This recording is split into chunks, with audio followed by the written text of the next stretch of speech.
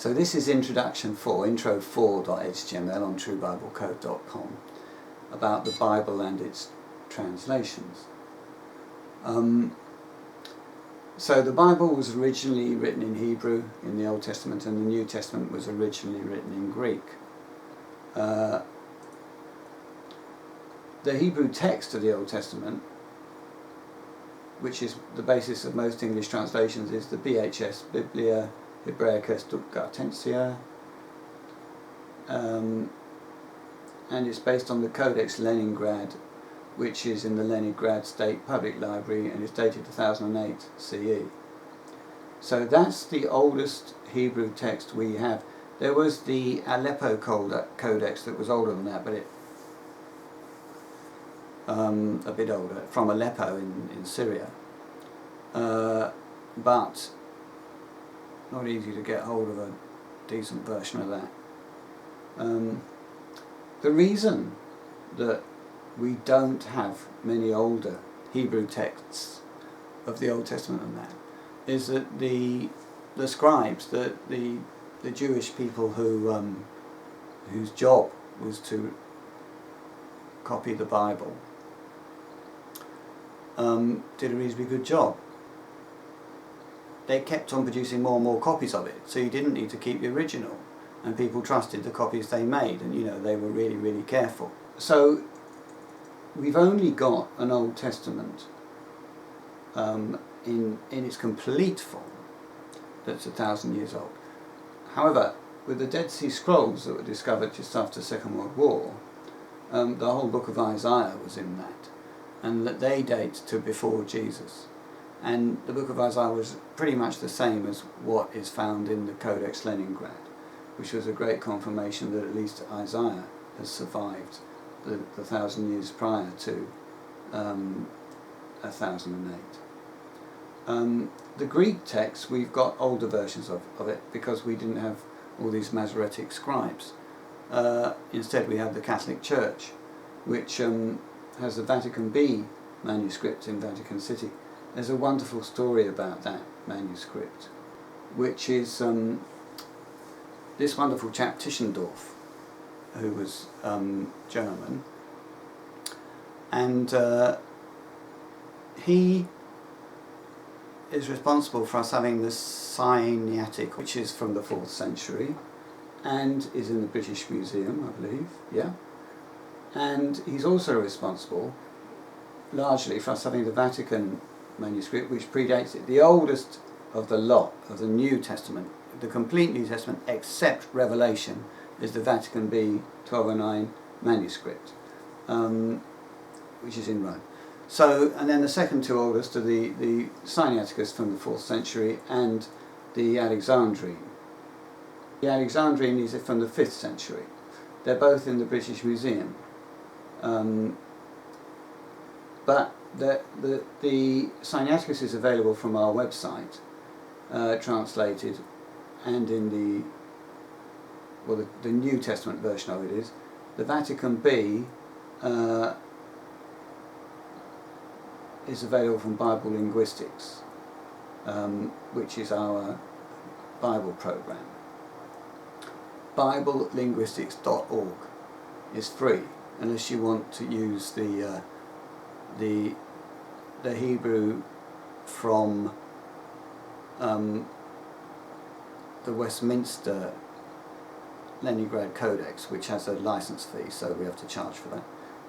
And unless you want to use the Nestle Aland, which we have to pay the German Bible Society for. So we've got a free version of it though, which doesn't have the stuff which has royalties on it. Here's the story of Tischendorf. So he's a sort of Indiana Jones of the Bible, and he's galloping around the world trying to find the oldest Bible text. And he comes across this monastery in the Sinai Peninsula, who incorrectly believe that that's where Mount Sinai is. It isn't, it's in Arabia. Anyway, he goes into this monastery and can you give us what's the oldest Bible manuscript you've got?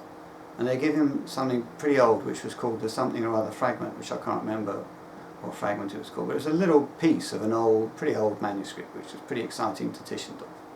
And since the trip was funded by the Tsar of Russia in the days when the Tsar of Russia existed, he took the piece back to the Tsar of Russia. But the monastery didn't want him to have it unless the Tsar of Russia promised to return it to the monastery. And the Tsar of Russia made that promise, but he failed to honour it. Later on, he managed to get back to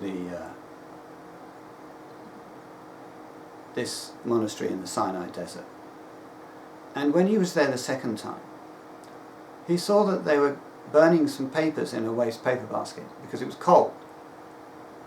So he said to them, "Why are you burning this paper?" "Oh, because it's very cold." And he picked the paper up, and it was the oldest text he had seen of the Bible. And he said, "Have you got any more of this, before you burn it?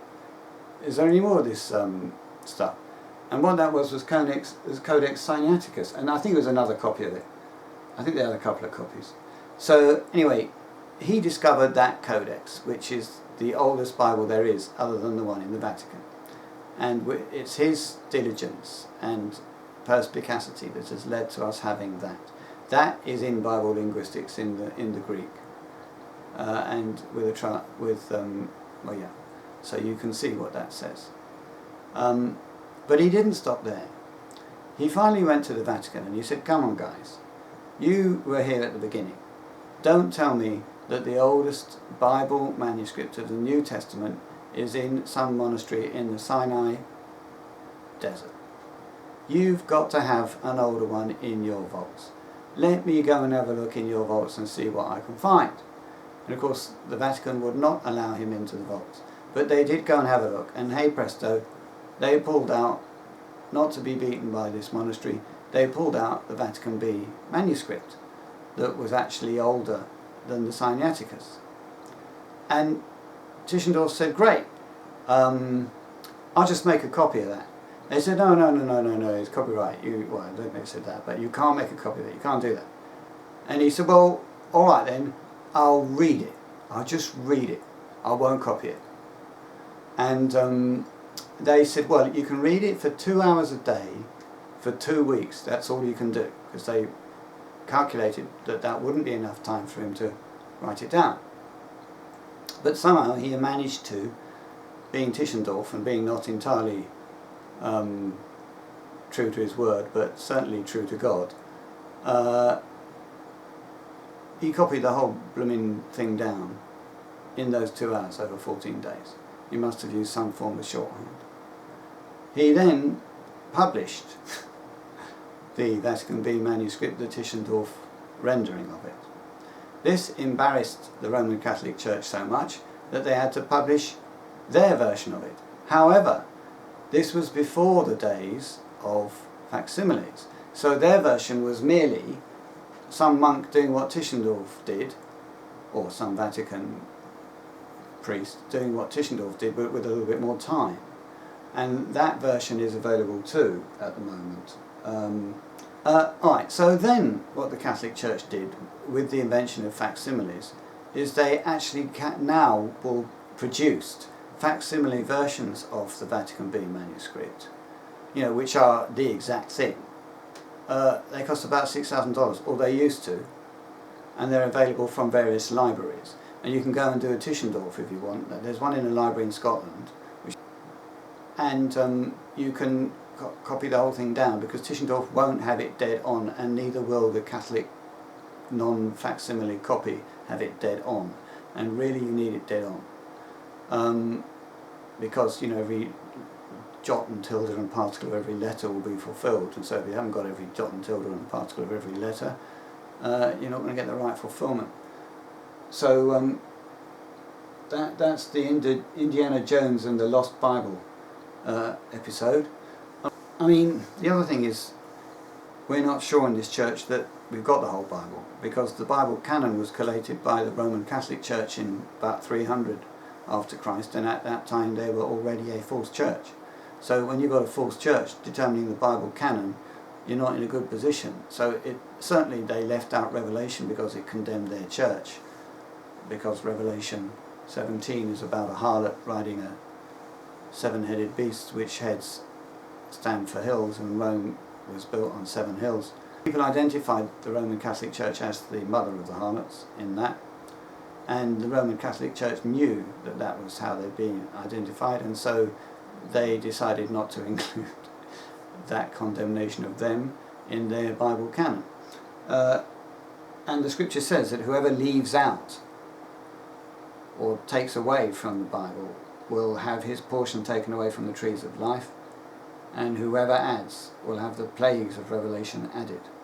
And they wouldn't say that, the scriptures, unless it happened, because there's no scripture that has no power and has no fulfillment. Therefore, the Bible is lacking, and it has some stuff added that shouldn't be there. So there's a job to be done to get the Bible right, and Tischendorf was helping in that regard, or trying to. Now the Bible Code can help in that regard, although, to be frank, we've never, for all we know about noun counting and stuff like that, I've never actually been able to use a noun count in such a way as to determine whether a scripture is canonical or not. We've determined it in other ways. I mean, when you look at the Bible, it is written in a very weird way, and when you get used to the way it's written, you can pretty much see whether a history book is written in the Bible Code or not. For example, the Gospel of Philip is not in the Bible Code. It is in a code, but it's in a code I can understand. It's in a code of man. I can actually get the Gospel of Philip. I can't get the Bible first off, no way. I have to look at it for ages, and then I get about a quarter of it. But I can see when something is coded and when something is not coded. And, you know, Maccabees is just a history book. It is not coded, whereas, you know, Daniel is totally coded and written in a weird way. It's very ambiguous, repetitive, and all the rest of it. So, if you want to get a decent Bible today, you should get an interlinear Bible, and a reasonable one in the Hebrew is Kohlenberger's New International Version of the Hebrew English Old Testament, and Brown and Comfort do a reasonable New Greek English Interlinear New Testament. The Watchtower does a pretty good Kingdom Interlinear translation, and there's a good, very good Hebrew lexicon called the Analytical Hebrew and Chaldee Lexicon by Ben Davidson, related to Gesenius. Gesenius is a fantastic Hebrew lexicon. If you can get hold of a copy of his lexicon, it's brilliant. And then William Mounce wrote a very good analytical lexicon to the Greek New Testament, which I recommend. However, we had a dream 15 years ago to write our own translation of the Bible. We never realised that dream for all sorts of reasons. But we realised a different dream, which is possibly better. In fact, I think it's better. We decided that so many righteous men had made fantastic lexicons and really good Bible translations over the years. Young's literal, Green's literal, even the King James, and many others. That rather than reinvent the wheel, what we wanted to do is get every decent lexicon and every Bible translation on one computer screen, and use technology to harvest and harness the efforts of all the righteous men before us. Now, we weren't the first to do this. Bible Works does it after a fashion. There is Bible software that does this. But Bible Works is expensive commercial software, and it is not as good, in my humble opinion, as our stuff in getting you to the meaning of scriptures, if your purpose is to try and work out really what they mean. So we wrote this program, Bible Linguistics, which has in it, as I say, www.biblelinguistics.org, and it has all the translations, the Greek, the Hebrew, the English, and it is interlinear in the sense that they're all underneath each other, so you can, and they're numbered, so you can see which Hebrew word applies to which English word. And then we've got the lexicons of Gesenius, Strong's. We've got Liddell and Scott in there for the Greek, and they're sufficient lexicons to get what the words mean. and it's really, really useful. We can't do Bible research without that tool now.